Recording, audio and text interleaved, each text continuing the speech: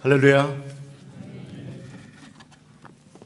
귀한 주일 우리 베델교회 성도님들과 함께 예배할 수 있게 되어서 너무나 기쁘고 또 감사를 드립니다.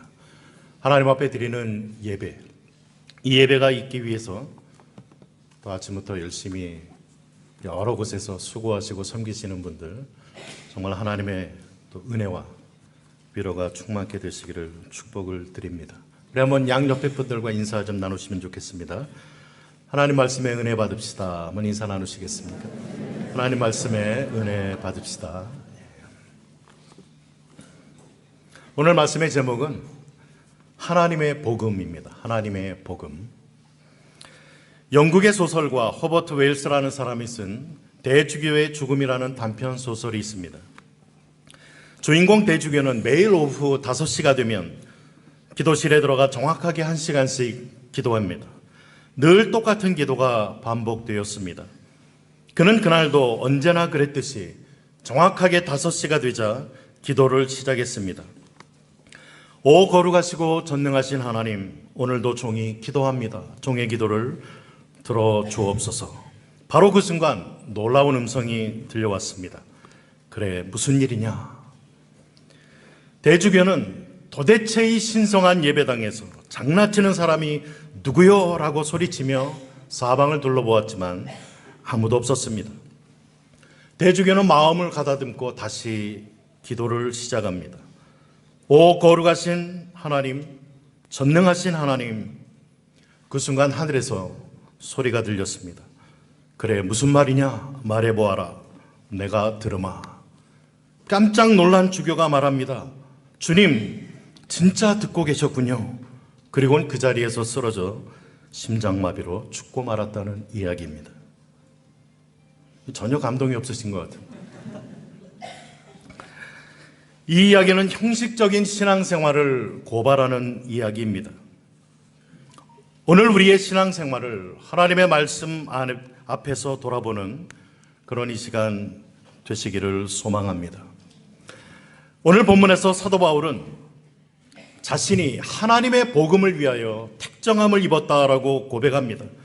그리고 이 복음은 그의 아들에 관해 성경에 기록된 말씀인데 그는 곧 우리 주 예수 그리스도시다. 2절에서 4절 말씀합니다. 그리고 5절에서는 그 복음 증거에는 하나의 목적이 있다라는 것을 이야기합니다. 그 목적은 믿어 순종하게 함이라고 말합니다. 믿어 순종하게 하려는 목적. 믿음과 순종, 어떻게 생각하십니까? 오늘 로마서 본문에서는 순종하는 믿음을 이야기합니다. 우리가 잘 아는 야고보에서는 행함 없는 믿음은 죽은 믿음이다라고 고발합니다.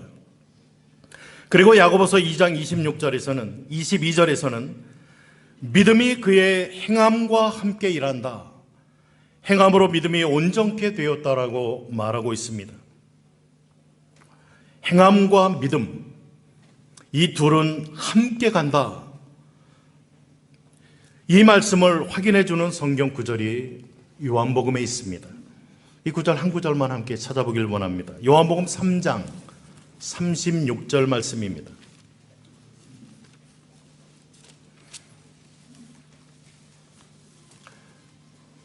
요한복음 3장 16절 우리가 너무나 잘 아는 말씀, 하나님의 세상을 이처럼 사랑하사 독생자를 주셨으니 이는 저를 믿는 자마다 멸망치 않고 영생을 얻게 하려 함이라 라고 말씀하면서 이 단락의 마무리가 36절에 기록이 되어져 있습니다.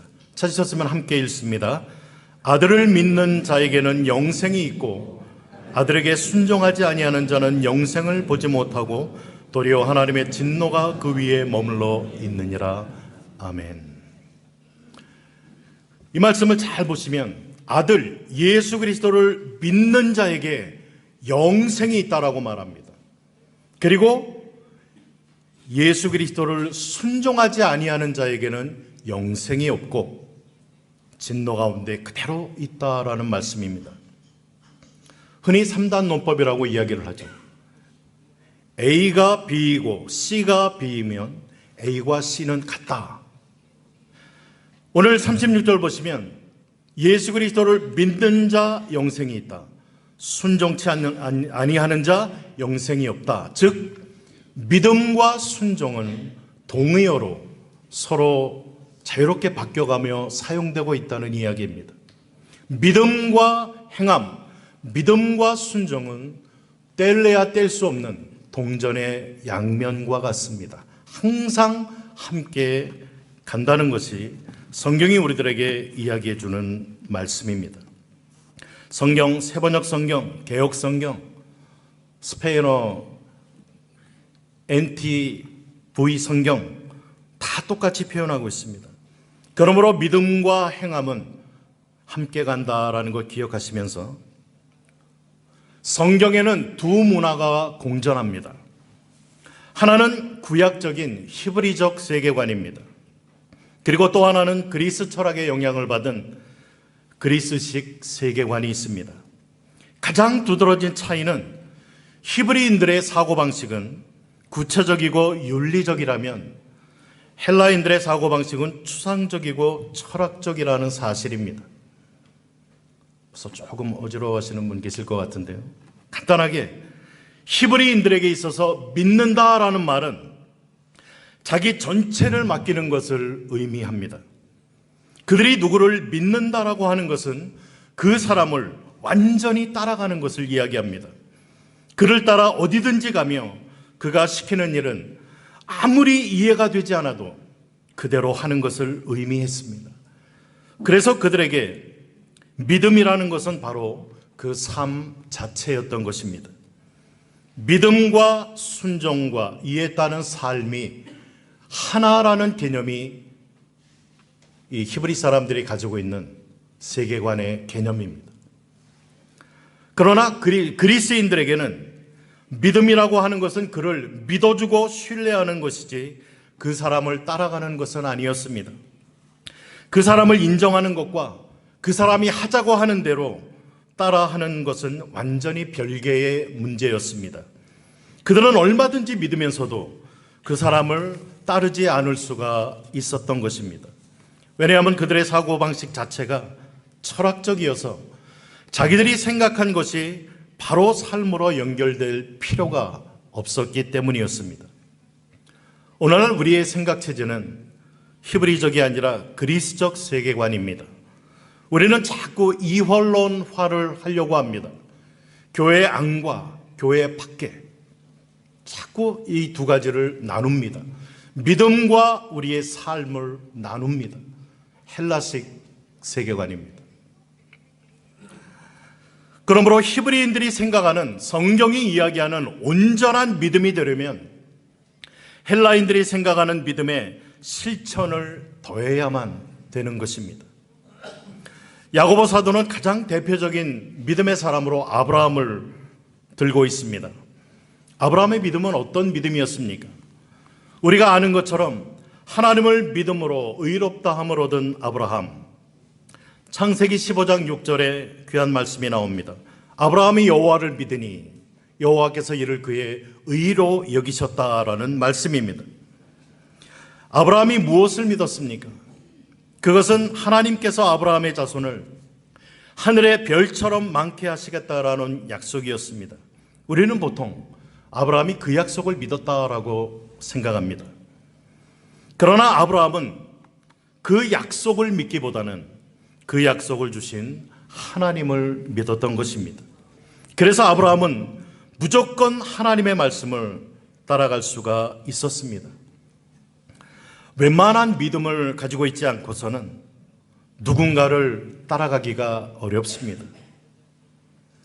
아브라함은 하나님에 대한 절대적인 믿음이 있었기 때문에 하나님이 하시는 말씀이 내 이성에 맞든지 내 논리에 맞든지 틀리든지 내 경험에 비추어서 공감이 가든지 안 가든지 세상의 여론과 얼마나 같든지 다른지 간에 그것을 떠나서 아브라함이 따랐던 것은 바로 그가 믿는 하나님이었다는 것입니다. 하나님을 믿기에 나의 삶 전체를 그 하나님에게 내어드리는 이것이 바로 성경이 이야기하는 믿음, 참된 믿음이라는 것입니다. 그가 그 하나님을 믿고 따라갔던 것이 무엇으로 증명이 됩니까? 그것은 하나님께서 그에게 모리아 산에서 아들을 제물로 바칠 것을 요구했을 때 나타났습니다. 아브라함은 그 약속을 마치 권리나 되는 것처럼 제시하면서 하나님 앞에 따지고 논쟁을 벌이지 않았습니다. 하나님 주실 때는 언제고, 아니 하나밖에 없는 이 약속의 아들을 하나님 앞에 각을 떠서 태워서 하나님 앞에 바치라니요? 이게 도대체 말이 됩니까? 아브라함은 이렇게 논쟁하지 않았습니다. 아브라함이 믿었던 하나님은 죽은 자를 살리는 하나님, 없는 것을 있는 것으로 부르시는 하나님, 그 하나님을 믿었기 때문에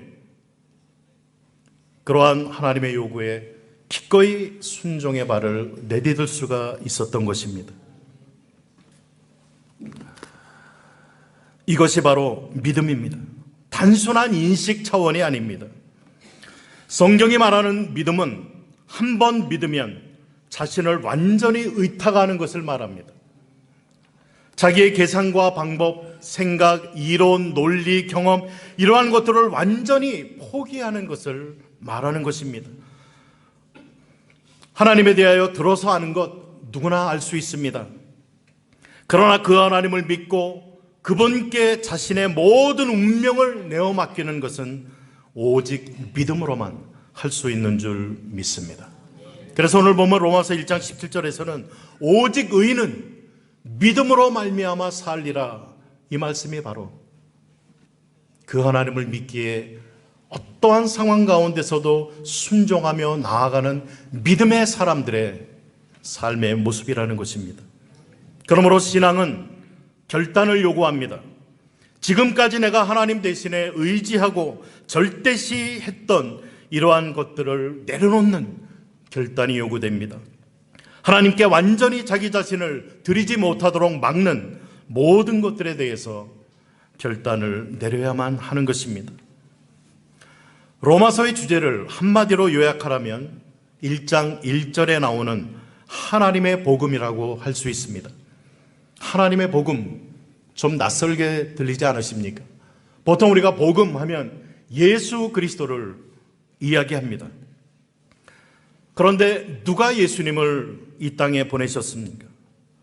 누가 저와 여러분들을 구원하실 계획을 세우셨습니까? 바로 하나님이십니다. 하나님께서 우리를 구원하시기 위해서 에베소서 1장 3절로부터 보면 창세 전부터 그리스도 안에서 저와 여러분들을 택하시고 예정하셨다라고 성경은 이야기를 하고 있는 것입니다. 그러므로 복음은 하나님의 영원한 계획 가운데에서 나온 것입니다.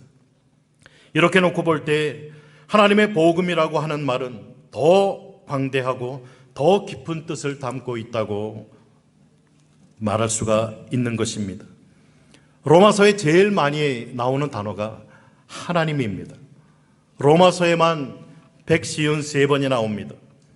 결국 복음을 이해하면 이해할수록 우리의 마음은 하나님을 향하게 되어 있다라는 것이 성경의 가르침입니다.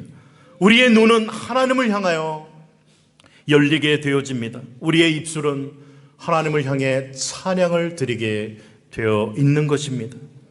우리가 1장 1절로 17절까지 주위에서 살펴보면 복음이라는 단어가 이 짧은 단락 안에 7번이나 나옵니다. 그리고 특별히 우리의 관심을 끄는 구절은 15절입니다. 그러므로 나는 할 수 있는 대로, 세 번역에는 그러므로 나의 간절한 소망은, 나의 간절한 소원은 로마에 있는 너희에게도 복음 전하기를 원한다, 사도 바울은 말합니다. 참 흥미로운 사실을 봅니다. 복음은 원래 안 믿는 사람들에게 전하게 되어 있지 않습니까? 그런데 사도 바울은 로마에 있는 교인들에게, 내가 정말 간절히 원하는 것은 너희들에게 가서 복음을, 하나님의 복음을 전하고 싶다라고 본인의 소원을 피력하고 있다는 것입니다. 그러면 로마에 있는 교인들은 어떤 사람들이었습니까? 6절에 보면 너희는, 로마에 있는 교인들은 예수 그리스도의 것으로 하나님의 종으로 부름을 받은 자들이다라고 말합니다.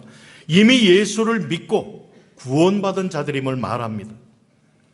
전통적인 교인들을 뜻합니다. 7절에는 하나님의 사랑하심을 입은 자들이다라고 말합니다. 또 그들은 성도라는 이름으로 불리고 있습니다. 세상에서 불리움받은 자, 세상과 구별되어 하나님의 것으로 분리된 그러한 자들, 성도. 그리고 그들은 얼마나 믿음이 좋았던지 8절에 보면 그들의 믿음이 온 사방에 소문이 났다라고 말합니다. 그런데 왜 바울이 이러한 로마 교인들을 향해서 내가 너희들에게 복음 전하기를 간절히 원한다라고 말했겠습니까?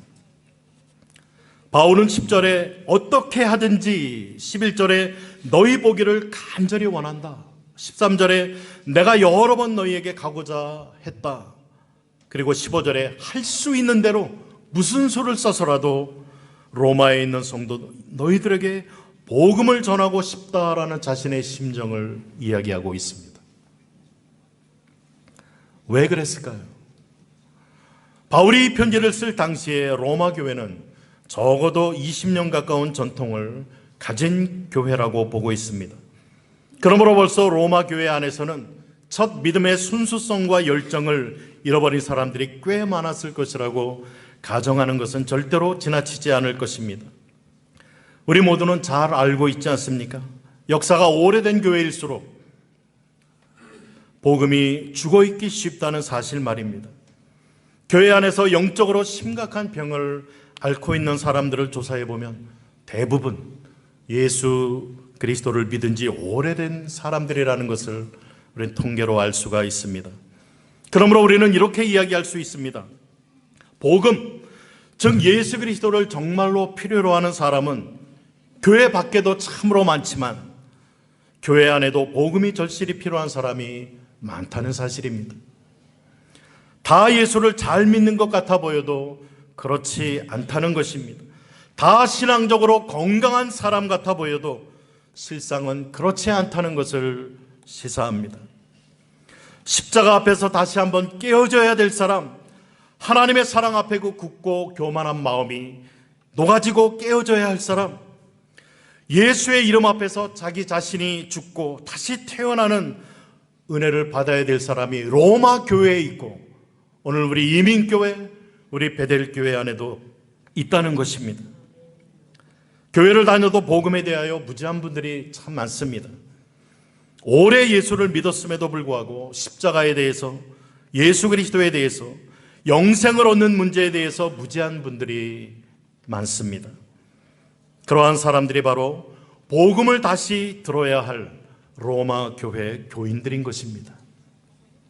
복음을 듣는다는 말은 예수 그리스도에 대한 메시지를 계속 듣는다는 말도 되지만 배운다는 말도 되고 깨닫는다는 말도 되고 묵상한다는 말도 됩니다.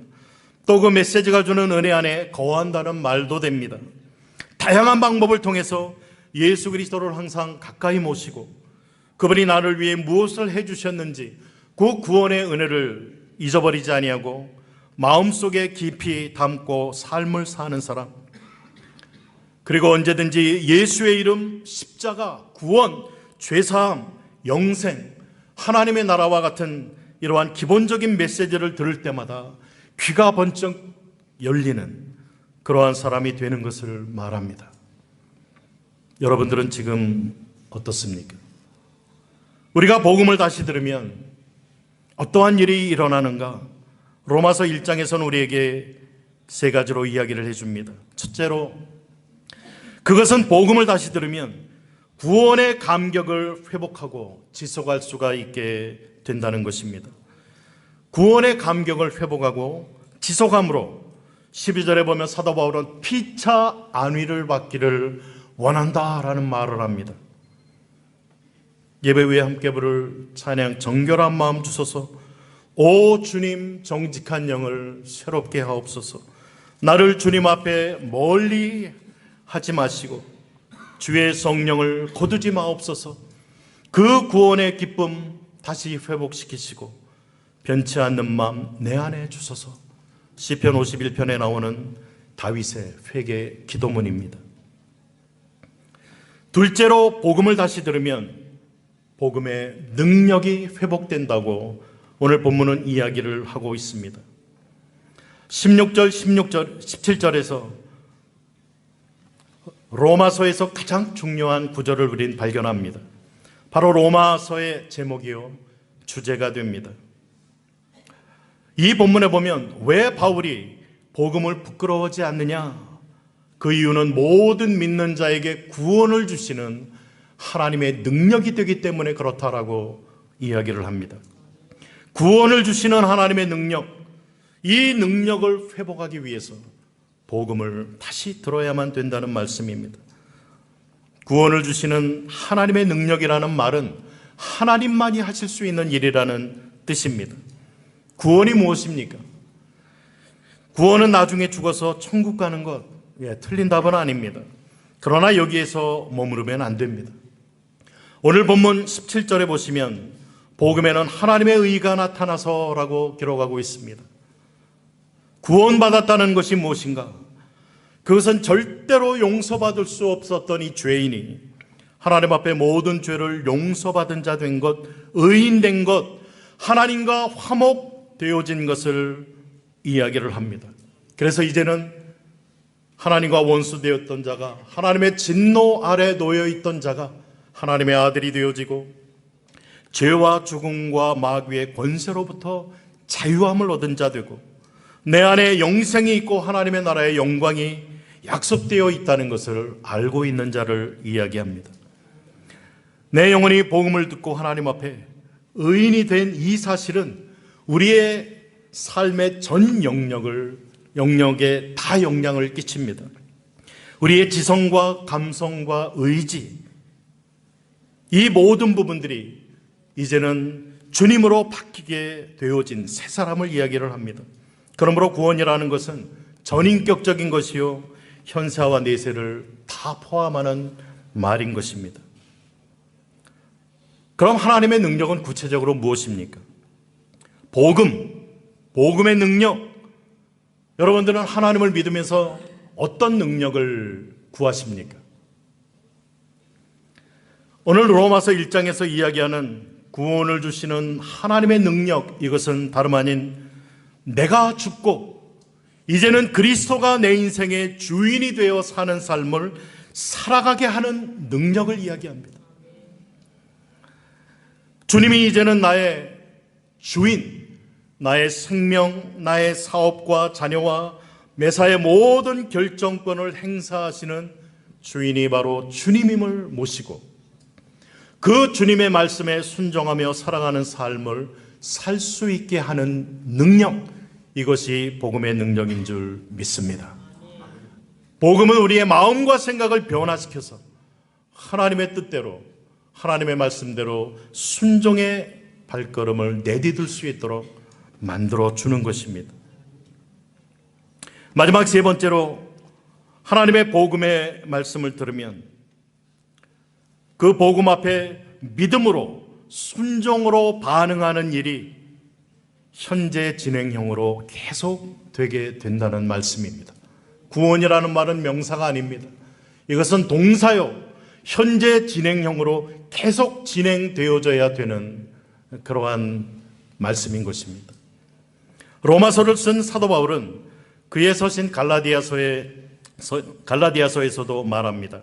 갈라디아서 4장 19절에 나의 자녀들아, 너희 속에 그리스도의 형상이 이루기까지 내가 해산하는 그 노력을 계속하겠다라고 이야기를 합니다.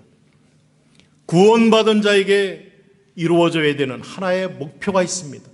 그것은 다름 아닌 내 안에 예수 그리스도의 형상이 이루어지는 것, 그리스도를 온전히 닮아가는 것, 그의 장성한 분량에까지 자라나게 되는 것. 그러므로 우리의 구원받은 자의 삶은 하루하루 한 걸음 한 걸음 믿음으로 순종하는 걸음걸음이 되어줘야만 된다는 것입니다. 히브리서 11장의 믿음의 선진들을 이야기하면서 그들의 모습들을 그리는데 하나같이 똑같습니다. 믿음의 조상이라고 하는 아브라함이 어떻다고요? 그가 갈 바를 알지 못했지만 어떻게 될지 모릅니다.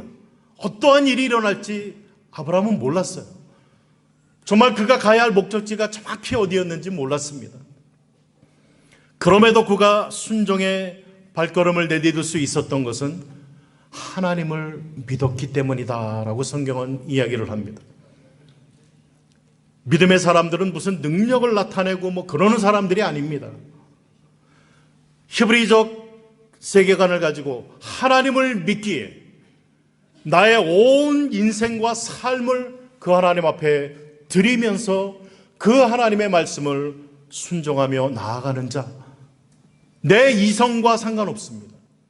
내 논리, 경험, 세상의 여론, 이해가 되든 안 되든 그게 중요하지 않다는 거예요. 바로 하나님을 믿기에 전능하신 하나님, 사랑의 하나님, 구원의 하나님, 의로우신 하나님, 나의 구원의 시작부터 완성까지 이루실 그 하나님, 실수가 없으신 하나님, 그 하나님을 내가 믿기에 하나님의 말씀이 어떠한 말씀이 전해져도 순종의 발걸음을 내딛는 삶, 그게 우리 신자의 삶인 것입니다. 우리의 갈 길을 하나님 다 알려주시면 얼마나 좋겠어요.